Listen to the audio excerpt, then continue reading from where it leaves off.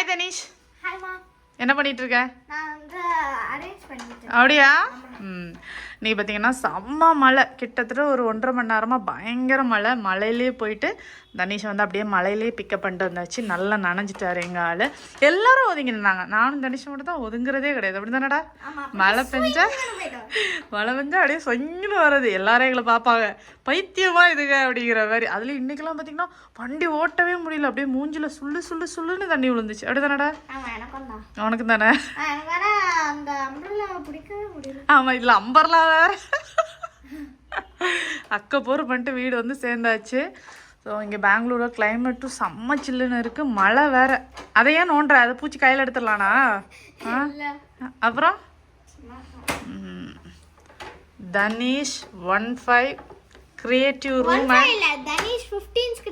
சாரிப்பா, சாரி சரியா. Tanishq 15 creative room and studying room and gaming room. ஓஹோ, கேமிங் ரூம் இல்ல. அப்போ இது என்னோட பர்சனல் ரூம். ஓ, உன்னோட பர்சனல் ரூம். உனக்கு ரூம் எல்லாம் கொடுத்துருக்காங்க. சரி, அப்போ இனிமேல் இருந்து நீ இந்த ரூம்லயே இருந்துக்கோ, சரியா? என் ரூமுக்கு வராத. நான் இன்னைக்கு தலைக்கே குளிக்கலாம். ஆனால் மழை என்னை கம்ப்ளீட்டாக நனைச்சி விட்டுருச்சு. செம்ம மழை வெளியில்.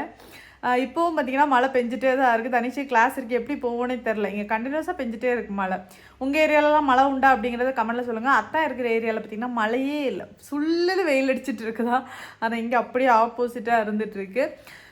சரி, ஈவினிங் டைமில் எதாவது செஞ்சு சாப்பிட்லாம் அப்படிங்கிற மாதிரி தோணுது. ஆனால் இவனை கிளாஸில் வர கொண்டு போய் விடணும். அவனை விட்டுட்டு வந்துட்டு தான் எதாவது சிம்பிளாக பஜ்ஜி அந்த மாதிரி எதாவது செய்யலான்னு யோசிச்சு வச்சுருக்கேன். சுட சாப்பிட்டா நல்லா இருக்கும்ல, அதனால். அப்புறம் பார்த்தீங்கன்னா இப்போ சும்மா ரீல்ஸ் பார்த்துட்டு இருக்கும்போது ஒரு அக்கா, அந்த அக்கா ஜப்பான்கார அக்காவா சைனாக்கார அக்காவான்னு எனக்கு தெரியல, ஆனால் ஒரு அக்கா ஆம்லேட் போட்டாங்க. ஆம்லேட்டில் மல்லிகைப்பூவை போட்டு ஆம்லேட் போட்டாங்க. நான் அப்படியே ஷாக் ஆகிட்டேன். யாருமாடி அப்படின்னு. அது சாப்பிட்டா எப்படி இருக்கும்? எனக்கு அதை டேஸ்ட் பண்ணணும்னு ரொம்ப ஆசையாக இருக்குது. ஊருக்கு போய் நம்ம வந்து முட்டையில் மல்லிகைப்பூ போட்டு ஆம்லேட் பண்ணி சாப்பிட்றோம். ஏன்னா இந்த ஏரியாவில் மல்லிகைப்பூ கண்ணில் படுறதே கிடையாது, ரொம்ப ரேரு. அதனால் நம்ம வந்துட்டு ஊரில் போய் இதை ட்ரை பண்ணலான்னு நினச்சிருக்கேன். உங்கள் வீட்டில் மல்லிகைப்பூ இருந்ததுன்னா உடனே ட்ரை பண்ணி பாருங்கள். ஆனால் அது கேவலமாக இருந்ததுன்னா என்கிட்ட சொல்லக்கூடாது, சரியா? இது நான் பண்ணதில்லை, சாரி, நான் சொல்லி கொடுத்ததில்ல, ஒரு அக்கா சொல்லி கொடுத்தது, சரியா? அந்த அக்கா சைனாவா ஜப்பானான்னு எனக்கு தெரில. ஏன்னா கிட்டத்தட்ட மூஞ்சி சிமிலராக இருந்தது, அதனால் எனக்கு யாருன்னு ஐடென்டிஃபை பண்ண தெரில. எனிவேஸ், அதுக்கு பிறகு அதோட நிறுத்தலை, ஆம்லேட்டோட நிறுத்தலை. அதுக்கு வந்து பார்த்திங்கன்னா பிரியாணி, அதில் வந்து மல்லிகைப்பூவை போட்டாங்க. அடுத்தது ஒரு குச்சிக்குள்ளே சொருகி எனக்கு இல்லாமல் சமைச்சிட்டு இருந்தாங்க, அதுக்குள்ளேயும் மல்லிகைப்பூவை போட்டாங்க. அப்புறம் சிக்கனில் வந்துட்டு சுக்கா மாதிரி பண்ணாங்க, அதுலேயும் மல்லிகைப்பூவை போட்டாங்க. அவங்க ஃபேமிலி மெம்பர்ஸ்லாம் அதை வேறு ரசித்து சாப்பிட்டாங்க. உண்மையிலே நல்லா இருந்துச்சா இல்லையான்னு தெரியலையே அப்படிங்கிற கன்ஃபியூஷன்லேயே நான் வந்துட்டு இருந்துட்டு இருந்தேன். அதனால் ஆம்லேட் மட்டுமாவது ஊருக்கு போய் ஒரு 4 மல்லிகைப்பூவை பிச்சு போட்டு ஆம்லேட் செஞ்சு ட்ரை பண்ணிட்டு எப்படி இருக்குன்னு சொல்கிறேன். உங்கள் வீட்டில் இருந்தால் முன்னாடியே ட்ரை பண்ணி பாருங்கள். அப்புறம் அடி விழுந்ததுன்னா என்கிட்ட கேட்கக்கூடாது, சரியா? இதை நான் பார்த்தேன், அதை ஷேர் பண்ணியிருக்கேன், ஓகேவா? சரி, கொஞ்சம் நேரம் வெயிட் பண்ணிட்டு எங்களால் கொண்டு போய் விட்டுட்டு வரேன், சரியா? மழை கொஞ்சம் விரைச்சிருக்கு, ஆனாலும் தூரிட்டே தான் இருக்குது.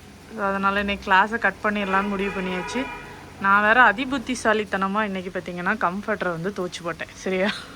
அதுவும் தொப்பையாக அடைஞ்சி போச்சு. இனிமே வந்துட்டு வீட்டுக்குள்ளே தான் ஃபேனை போட்டு இவனை காய வச்சு எடுக்கணும். இன்றைக்கி ஸ்நாக்ஸுக்கு பார்த்தீங்கன்னா வெங்காய பஜ்ஜி வித் டீ. எனக்கு வந்துட்டு வெங்காய பஜ்ஜி ரொம்ப பிடிக்கும், என்னோடய ஃபேவரட்டாக இருக்கும். பஜ்ஜிலேயே வந்து ரொம்ப பிடிச்ச பஜ்ஜி வெங்காய பஜ்ஜி. ஒரு குட்டி வெங்காயத்தில் பஜ்ஜி போட்டு எடுத்தாச்சு. அப்புறம் டீ, அது கொஞ்சம் தான் இருக்குது. இப்போ ஸ்டடி டைம். புதன்கிழமை வந்து எக்ஸாம் ஸ்டார்ட் ஆகுது. அதனால் எந்தெந்த சாப்டர், பேஜ் நம்பர் எல்லாமே நோட் பண்ணியாச்சு, எந்த டேட்டில் எல்லாமே. ஸோ எக்ஸாமுக்கு ஒரு 1 வீக் முன்னாடியே எல்லாமே கம்ப்ளீட் பண்ணியிருக்கானா இதெல்லாம் செக் பண்ணி இந்த மாதிரி குட்டியாக ஒரு டைம் டேபிள் மாதிரி போட்டு வச்சுப்பேன். அப்போ அவனை படிக்க வைக்கிறதுக்கு ஈஸியாக இருக்கும். இப்போ எங்கள் ஆள் பார்த்திங்கன்னா அங்கே எழுதிட்டுருக்கிறாரு. இதில் பார்த்திங்கன்னா தனீஷுக்கு Hindi is India's national language அப்படின்னு கொடுத்துருக்காங்க. ட்ரூன்னு போட்டிருக்கு, சரியா? ஆனால் இடையில இப்போது ஒரு 6 மாதத்துக்கு முன்னாடின்னு நினைக்கிறேன் நம்ம ஊரில் ஒரு பஞ்சாயத்து ஆச்சு. அப்போது வந்து ஹிந்தி நேஷ்னல் லாங்குவேஜ் இல்லை, அந்த மாதிரி எங்கேயும் மென்ஷன் பண்ணலை, அவங்களா தான் சொல்லிட்டு திரியிறாங்க அப்படிங்கிற மாதிரி இடையில வந்துட்டு ஒரு கான்ட்ரவர்சி ஒன்று போயிட்டு இருந்தது. இப்போ இதை நம்ம ட்ரூன்னு சொல்கிறதா ஃபால்ஸுன்னு சொல்கிறதான்னு எனக்கு தெரியல. ஆனால் நம்மளுமே சின்ன வயசுலேருந்தே ஹிந்தி வந்துட்டு நேஷ்னல் லாங்குவேஜ் அப்படி தான் படிச்சிருக்கோம். இங்கேயுமே பார்த்திங்கன்னா புக்கில் வந்துட்டு ஹிந்தி வந்து நேஷ்னல் லாங்குவேஜ் அப்படின்னு தான் கொடுத்துருக்காங்க. இப்போ இது அப்படி எப்படி எடுத்துக்கிறதுன்னு எனக்கு தெரியல. சரி, இப்போதைக்கு எக்ஸாமுக்கு அவன் ட்ரூன்னு தான் படிச்சிருக்கான். இன்கேஸ் ஃப்யூச்சரில் அப்படியெல்லாம் இல்லை மகனே அது ஒரு உருட்டு அப்படின்னு சொல்லிட்டு சொல்லி கொடுக்க வேண்டியதான்னு நினைக்கிறேன். நான் புக்கில் அப்படி தான் போட்டிருக்கு. முல்லைக்கு தேர் கொடுத்தான் பாரி அப்படிங்கிற மாதிரி நாங்கள் வந்து பெட்ஷீட்டுக்கு சோஃபா கொடுத்துருக்கோம். வேறு வழி இல்லை, இங்கே போட்டு தான் காய வைக்க வேண்டியது இருக்குது. அதனால் நைட்டு ஃபுல்லாக ஃபேனை போட்டு விட்டுறலான்னு முடிவு பண்ணிட்டேன். ஏன்னா வெளில இப்போவும் மழை தூறிட்டே தான் இருக்குது. எப்போ அந்த மழை முடியும்னு எனக்கே தெரியல. ஸோ இப்படி தான் இன்றைக்கி டே போச்சுது. மணி பார்த்திங்கன்னா 10:30 ஆயிடுச்சு. குட் நைட்டுங்க. நாளைக்கு வந்து பார்க்குறேன். சரியா? Bye bye. Tanish hi hi. சத்தமே வர மாட்டேங்குது. வந்துச்சா? சாரிடா, எனக்கு கேட்கல. சரி வா, எந்தி, டைம் ஆச்சு வா. இன்று காலை குளிருடன் இனிதே ஆரம்பிக்கிறது. அப்படிதானே மக்களே? Good morning. ஒருத்தங்க என்கிட்ட ரொம்ப நாளாக பட்டாணி குருமாவோட ரெசிபி வந்து கேட்டே இருக்கீங்க. ஸோ இன்றைக்கி அவங்களுக்காக ஒரு குக்கர் ஒன்று வச்சுட்டு கொஞ்சமாக எண்ணெய் ஊற்றிக்கோங்க. எண்ணெய் சூடானதும் இதில் கொஞ்சம் கடுகு, கொஞ்சம் கருவேப்பிலை, 2 பச்சை மிளகாய், ஒரு பெரிய வெங்காயம்.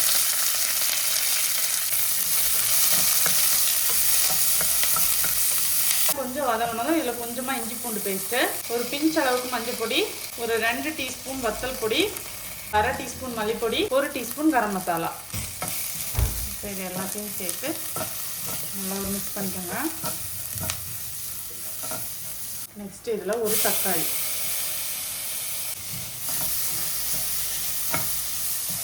இப்போ தேவைக்கு உப்பு. இப்போ இதில் முந்தின நாளே ஊற வச்ச பட்டாணியை உப்பு போட்டு ஒரு 7 விசில் நல்ல கொலைய வேக வச்சு எடுத்திருக்கேன். இதை இதில் சேர்த்துப்போம்.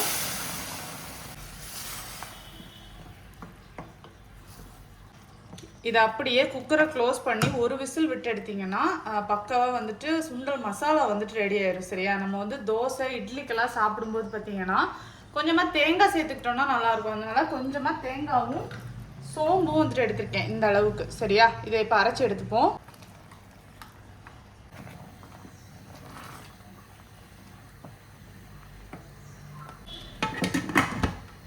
குக்கரை க்ளோஸ் பண்ணி ஒரு 2 விசில் விட்டு எடுத்தீங்கன்னா உங்களுக்கு சூப்பராக பட்டாணி குருமா ரெடி ஆயிடும்.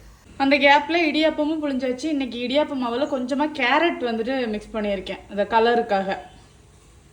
அவ்வளோதான், நம்மளோட பட்டாணி குருமா பார்த்திங்கன்னா பக்காவாக ரெடி ஆயிடுச்சு. கொஞ்சம் மல்லி இலையும் போட்டாச்சு லாஸ்ட்டாக. சரியா? ஸோ கண்டிப்பாக வந்து ட்ரை பண்ணி பாருங்கள். இதை வந்து நம்ம ஈவினிங் டைமில் சும்மா வெறும் சுண்டலாக கூட வந்துட்டு நம்ம சாப்பிட்லாம். அதுக்கு மேலே கொஞ்சமாக ஓமப்பொடியெல்லாம் போட்டு ரொம்ப நல்லாயிருக்கும். சம்டைம்ஸ் கணேஷ்க்கு வந்து ஸ்கூலுக்கு கூட கொடுத்து அனுப்புவேன். ஸோ ட்ரை பண்ணி பார்த்துட்டு எப்படி இருக்குன்னு சொல்லுங்கள். சரியா? நீங்கள் பாங்க, இடியாப்பம் வந்து ரெடி ஆகிட்டே இருக்குது.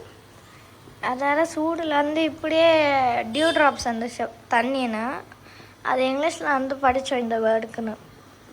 இங்கே வந்து பட்டாணி குருமா ரெடி ஆயிடுச்சு. அதில் வந்து நான் தான் உப்பு கரெக்டாக செக் பண்ணேன். அப்புறம் சூப்பராக தான் இருக்குது. கிர்னி பழம் ஜூஸ் வந்து ரெடி ஆகுது. என்ன ஜூஸ்? கிர்னி பழம். இது வந்து கார்ன். அப்புறம் இதை வந்து வேக வச்சு எடுத்துருக்காங்க வெளியில். எப்படி புகை ஆடுது. இன்றைக்கி ஜூஸுக்கு பார்த்தீங்கன்னா கிர்னி பழம் ஜூஸ் தான். கிர்னி பழம் கொஞ்சம் பால் இவ்வளோ சேர்த்து அடிச்சிருக்கேன். இன்றைக்கி வந்து எல்லோ கலர் இடியாப்பம் சாப்பிட்டுட்டு எப்படி இருக்குன்னு சொல்லுங்கள் பார்க்கலாம். ஓகே.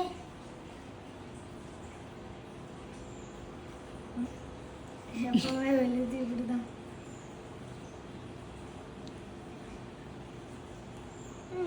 சூப்பர். சூப்பரா? என்ஜாய்.